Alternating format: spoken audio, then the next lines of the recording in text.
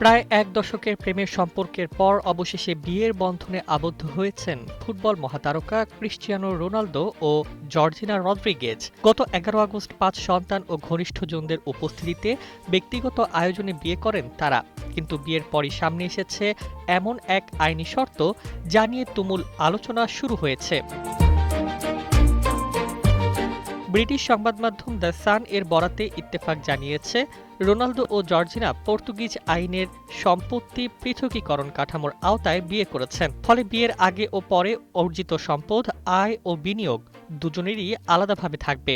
বিচ্ছেদ হলেও একজনের সম্পত্তিতে অন্যজন স্বয়ংক্রিয়ভাবে অংশীদার হতে পারবেন না।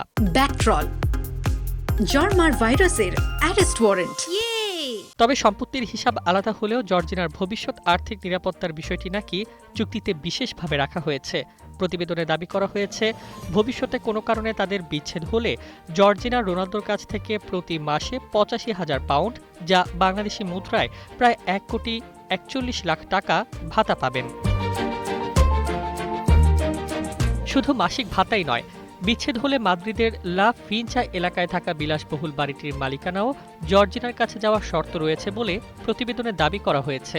বাড়িটির মূল্য $৫০ লাখ বেশি বলে উল্লেখ করা হয়েছে। রোনালদোর সম্পদের পরিমাণ $১০০ কোটি বেশি বলে বিভিন্ন প্রতিবেদনে দাবি করা হয়। ফুটবল, বিজ্ঞাপন, ব্যবসা, সৌদি প্রো লিগের আয় ও হোটেল ব্যবসা সব মিলিয়ে তার বিশাল আর্থিক সাম্রাজ্য। তাই বিয়ের চুক্তিতে সম্পদ সুরক্ষার পাশাপাশি জর্জিনার আর্থিক নিরাপত্তার এমন ব্যবস্থা এখন আলোচনার কেন্দ্রে। অর্থাৎ সম্পর্ক অটুট থাকলে ভালোবাসার সংসার, আর বিচ্ছেদ হলে আইনি চুক্তির শর্ত অনুযায়ী জর্জিনার জন্য অপেক্ষা করছে কোটি টাকার মাসিক নিরাপত্তা। Desk report, Bangladesh bulletin.